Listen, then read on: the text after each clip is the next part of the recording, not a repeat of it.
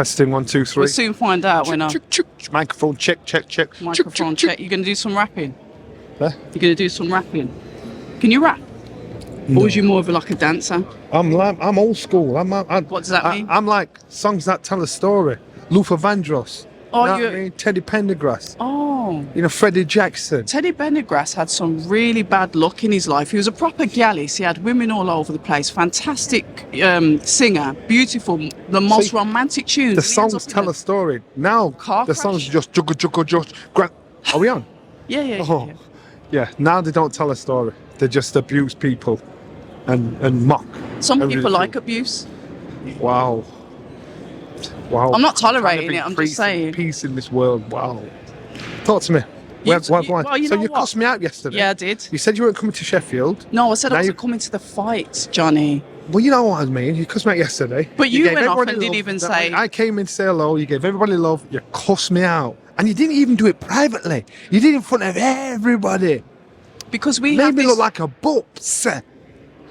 But we have this relationship, Johnny. But since you've aired out our business off camera, Johnny, every time I've sent you a DM to come on a live, because we used to do quite a few of them, yeah? You know what? And then you said, yeah, let's do it on this day. And then I'm like, Johnny, where are you? And then you aired me. Because and I don't like that. Yeah, all right. That's my ego. I apologise. Because I can get Eddie Hearn from Matchroom Boxing on a live. I can get Frank Smith from Matchroom Boxing on a live. Shout out Matchroom Boxing, by the way, at a boxer show. But anyway, we are here. And, you know, these guys are extremely busy. Not saying that you're not busy, but they are extremely busy. And they never say no to me. Yeah, but they've got a backroom staff working for them. I've got to do everything myself. Pick up the phone. And what else? Anyway, cut your grass in your budgie smugglers. Yes, I'm going to try and get one in this month. But you know what? I need 2 dry days. 2 dry days? 2 dry days, I'm on it. As in weather? Yeah, 2 dry days. Anyway, welcome to the viewers, wherever you are, whatever time it is. Happy New Year.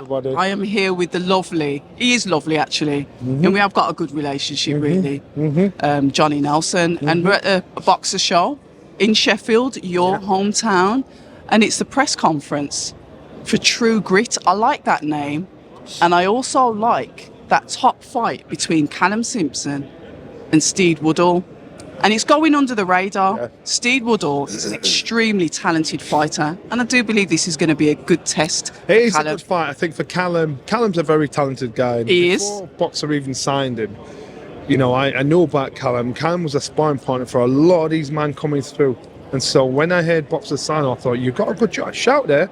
Because the kid can fight, and I don't just mean for the cameras. He's actually a better sparrer than he's a fighter. So when so in this fight here, I just thought, you know, it's a good fight. It's a tough fight, but he's a clever kid, and it's just a case of if his head's right, you know, get the job done in fashion. And I expect him to do that. He's a very talented young man, and you know what? Tickets sold out in 48 hours. He's a very good seller, isn't he? Yeah, man. I'm from Sheffield. I can't get tickets. I phoned up for tickets. Tickets gone. And I'm like, for me, said Johnny, they're gone. So I'm hoping people bring tickets back tomorrow or today. But you won't be buying out for the touters outside the venue. The touters can't get any. But he's Callum. He's a very popular young fighter. And I always say about fighters, you've got to invest in yourself where promoters want you. They want you to bring the atmosphere. They want you to bring the crowd. And no matter what, even if they don't like you personally, these promoters will say, you know what, I want this kid because he sells £50,000 worth of tickets. So why wouldn't you? And the boy can fight on top of that. And he's a nice guy on top of that. Come on. It's the revenue as well, isn't it? Like you've hit something key there. Like you said, maybe personally people might not like you, but they do realise what you can actually bring to the sport. Going back again with conversations that I've had with Frank Smith, he's turned around and said the amount of money that you guys as promoters invest in the fighters, you seldom see that coming back. That's what I'm saying, and I will. Everybody gets stick in because you can't please everybody. The boxing board of control gets sticks, the fighters get stick, the fans get stick, the promoters get stick, the managers get stick. But you got to remember, if you're a promoter, you got to lay out the door. Nobody's going to ask you about how much money you've lost. They're just going to complain about how much money you've made. And so sometimes a promoter, because at times when I first started out, I was getting paid money. I'm thinking, for that, you paid me for this, for that. But they've got to get it back somehow. So people complain when they're getting it back. So promoters, you know, that's their job. That's part and parcel of their job. So everybody gets it. So I understand the risk that a lot of promoters have got to take. But the reward, if the reward turns out good, you could have someone like Asia, you could have somebody like Fury. It's like you're chasing mad money. You're chasing that star, aren't you? Yeah, it's mad money, but people they resent that. They don't look at. Okay. You understand? I can remember Brendan when he managed his fighters, and he was on 25%. Brendan, and Brendan said, I think it was Naz actually. It was Nazi. We were all in the gym. Brendan said to Naz, "If you earn £400, how much do I get paid?" Naz says £100. Is that correct? Correct, everybody? And he kept going through it. If I earn £4,000, how much do I get? Okay. £40,000. How much do I get paid? 4 million. Naz said, "Well, we'll have to go." And Brendan said, "You little bastard." But what I'm saying is, people don't understand the weight you're putting in the beginning. Absolutely, travelling up and down. Yeah. Back in the day, it's not even worth their man taking a little cut. Brendan, he didn't take his cut. He'd say, whoever box, instead of taking his little £100 cut, he'd say, "You've got to buy everybody food at the service station." And that was it. So if I box, that team bonding. yeah, it's team. So if I box, whoever came from the gym with us to watch the fight, and we all traveling back up the motorway together, we'd pull up at the service station. Oh. I've got to get the food. Okay. You know, but it's like a dibby money. But that's like family. That's building that family. And that's why it's building a community. Yes. In a very subtle, smart way. We might have fought like cats and dogs in the gym.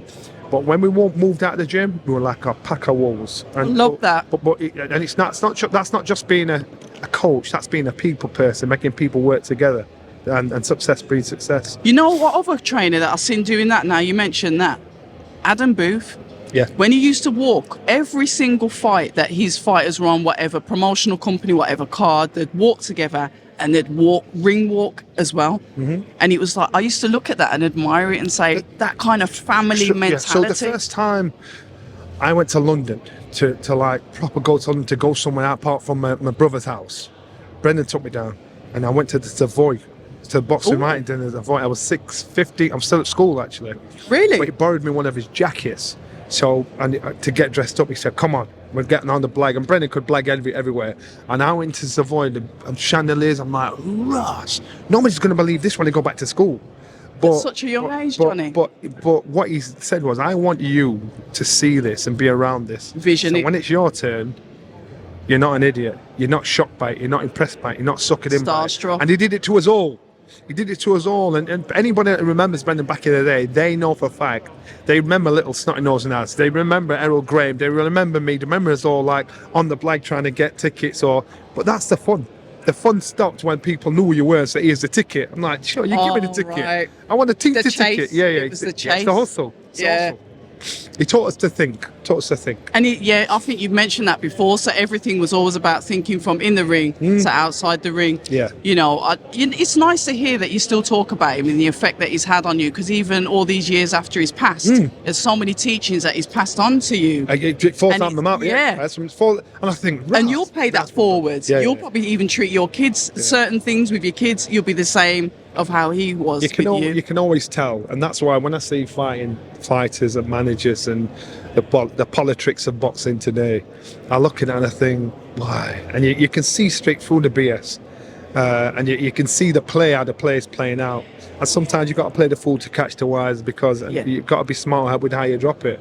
But you know, it's a sport. Our sport, we survived everything. You know, and every promoter that's tried to rob fighters, every TV company that's tried to shut us down, every people that's tried to ban boxing because of the injuries. Boxing, we're like cockroaches. We survive everything, and you've got to be smart how you do it. The alligators of the sport. Yeah. Speaking of vicious people, we've got to talk about Caroline Dubois, WBC champion. I mean, a fighter that debuted with yourselves, a fighter that I've got so much time for, and a fighter that's not just blossomed in the ring, but blossomed as a beautiful young female that's making her own way in life. You know, and it's not my business to chat her personal life, but what I'm saying to you is, from when she stepped out on her own roof, was responsible for all her own acts on a personal level, she's grown, she's blossomed. I told her, I said, "You've grown up, man." And then realistically, whatever you're doing in your personal life, it works. It works. You know, you've taken responsibility of an adult. You've taken the responsibility, and that shines in your fight. And how she fights, how she talks, how she carries herself. It's somebody that she doesn't need to be led. It's someone that knows how to run a business. Oh. And this girl rates her massively, massively. You don't know how much she's grown. You see what she's done in the ring? She has grown massively, gone massively up in my estimations. Yeah, I remember like doing the first interviews with her, and she was kind of shy. The words were meek and mild, and now she's It felt just like there was a shadow telling her what she couldn't do. And all of a sudden she's like, no, this is me. Yeah.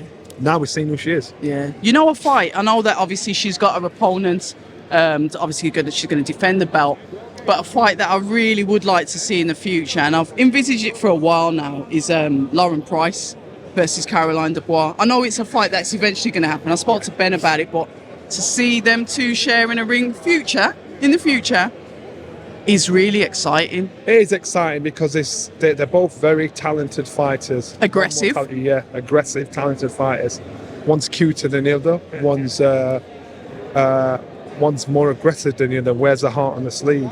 And I'll name them. One that's more aggressive a fighter is Lauren. The one that's cuter but still aggressive in her work is Caroline. And that will be an amazing match. And I hope we see that fight, because these two are so talented, and I hope they keep going on unbeaten to the point of them fighting, because I'm telling you now, we're on about Katie Taylor and Serrano. Yeah. I'm telling you, these two, they will produce that again. They will produce that kind of fight. Yeah. And I think we're in the right generation for it, because it's been built on the backs of the Katie Taylor, of the Clarissa Shields, of the ones that came before them, of Natasha Jonas. Yeah. All of these fighters are paving the way for these young girls to come through. Yeah. But I'm going to keep on the same subjects that I kept on with Ben Shalom yesterday, and one of them was potentially, obviously, Ben Whittaker, and we're talking about, the potential rematch. I think Liam Cameron wrote some bits online, spoke to Ben about it. I'm going to catch up with Lee Eaton from Let's Go Management to get the Liam Cameron side. But business-wise and fight-wise, Johnny Nelson, and from a fighter's point of view, what should happen next with Ben Whittaker? Well, first of all, I think you've built an amazing bridge with you and Ben Shalom, because Ben used to run from you. I know you're trying to stop smiling. Ben used to run from him, wouldn't give you an interview. A lot of men run from me. But now screaming. I see how you just dragged him in, and he sat down and he talked to you, because you asked the questions that no promoters want you to ask. So props to you for that one. You've always said that, though. Yeah. Fair. You've always said and that's that, what so I'm saying. thank you. And so you've got to you either block you out. I think, I've got to deal with this girl, and that's what it is. And so when I saw you sat with Ben, I'm like, going on, you're getting them all, and they respect you for that. I think in regards to Ben Whittaker, I think Ben Whittaker should proceed in the way he's proceeding. Get a rematch with a young man. Yep. Get a rematch. Get that done. He's gonna take a lot of flack, because now people are criticising for X, Y, Z. You just got to remember, when David Haye lost to Carl Thompson, his 10th professional fight, everybody run him. Everybody's calling him this, that, and the other, the great pretender, all this sort of stuff. And David Haye just carried on with what he was doing. Look what he ended up doing. Ben Whittaker's the same fighter. You've got to learn in this job. And you've got to learn. You learn a lot about yourself. Ben Whittaker might have gone into that fight with a certain approach in his head, thinking, I'm going to do this. And it didn't work for him. However they navigate the way through what happened in that fight, he's got to think, that was yesterday. I'm going to deal with today, and then I'll deal with tomorrow. And so I think Ben, it's actually good for him, because he'll get more people criticising him, and more people will want to watch it and hope he loses. More people want to give him flag. So good, as long as Ben keeps his head right. And the one thing he's got to do is got to make sure he's got to get his house in order in regards to his coach, in regards to what he's doing. He's got to get that in order. The problem is, a lot of these young men like Ben, like Adam, have got amazing signing on deals, or made mad money. You know what I mean? And that mad money, as a young man, if it's not handled correctly, can twist you up. Right. Can take you off the path, can change your appetite. And so that is the problem. So it's how that is handled. Man have got to get used to living a certain lifestyle now, but they still got to pull that same hunger that got them to there in the first place. And that's where it is. Well, I think with Ben Whittaker, because he's shot to stardom very quickly, because of his style, because of his personality, I think in life, you get a lot of people that watch you, but they're not watching you because they like you. They're watching you because they're waiting for you to fail. Because he did get a lot of stick because of what happened, which was exaggerated because of the amount of eyes that he's got on him. I think if he goes back to his boxing, his moving, what he's good I at, think he knows that as well. I personally think he was trying to make an impression because it was on such a big platform. Yeah, he went I out agree. there, put his front foot down, and he's trying to beat a man up, play a man at his own game, Yes. and he'd have probably, regardless, his talent is his unorthodox style. His talent is that is who he is. That's his talent. Yeah. And so, but he stepped out of that because he thought, I want to impress all of these men and show them what I'm about. And now he'll never do that again. He'll do what he can do. As a fighter, then, how do you stop things like that get into your head where you're listening to all of us? By what happened to Ben. But So how does he then has to you've got to feel, and you think, right. you know what? Okay. I can remember boxing Michael Murray in Manchester. Michael Murray was a heavyweight. I'm a cruiserweight. I had no opponent, so they got me Michael Murray to fight. So I'm in the ring. It was an 8 round, and that was now reduced down to a 6 round. It was on the undercard of a Naz fight. And so I'm stood in the fight, and I thought, sure, just knock him out. Michael Murray's a heavyweight, and I'm stood in the ring, swinging punches, trying to knock him out. And these shots are just whizzing past me. And I went back to the corner. Brendan's like, excuse my French, what the fuck are you doing? You're going to get knocked out. Keep him on the end of the jab. And it's like I just woke up. Okay, I thought, it switched on. You needed some brain inside to say, behaviour, blood clot, sir. Yeah. That's what Brendan did. And so you've got to go for experiences before you have to pay the price. All right. So Ben he's not paid the full price. He's had to go for an experience and think, that shit won't happen again. That's what he's got to do. Fair enough. Fraser Clark, we mentioned him yesterday as well, a heavyweight that I've got a lot of time for. What do you think's next for him? Ben has intimated that there's a potential fight for him. April is the big date for a Birmingham card. Who do you think out of the heavyweights that are out there now? I've made my suggestions, but who do you think he should fight, Johnny? Well, first of all, Fraser Clark is one of the nicest guys in our sport. And I'm not speaking out of turn when Fraser boxed, and first thing everybody thought was, shit, man. Out of concern, out of worry. So now it's like, it's still in the back of our head thinking, why? Is it? Yeah, of course. It's still in the back of my head thinking, Okay. why is he all right? Now he's going to fight.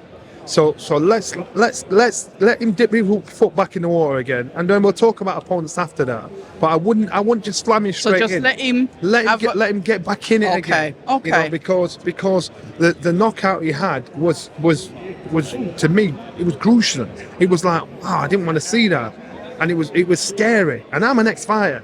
So and I've said, I didn't think he'd fight again after that. I'm quite sure his family, have expressed their concerns. What I'm saying is, let the young man just step in, get back in again, and then let's see how it rolls from there. And then let's start talking. Talking then about the future of, boxer, where you can see them going in the next, to be fair, boxers come out and announce how many cards, 3 fights in 3 months, really active. Well, it's not even that. There's a 4th fight now in April. How do you see the trajectory of the business going and the growth? You've been there from the start. The business needs to know, right this year, the business has got to go in that direction. Because if it doesn't, there's going to be a massive problem. It's got to keep going in that. It's got to stop putting the shows on. It's got to create regularity. It's got to create consistency. It's got to create that excitement. First show of the year for boxer. Sky have stepped in earlier in early January now. That's a good thing. Yeah, I like that. Now we're talking about next fight. Yeah, I like that. And good momentum. Momentum.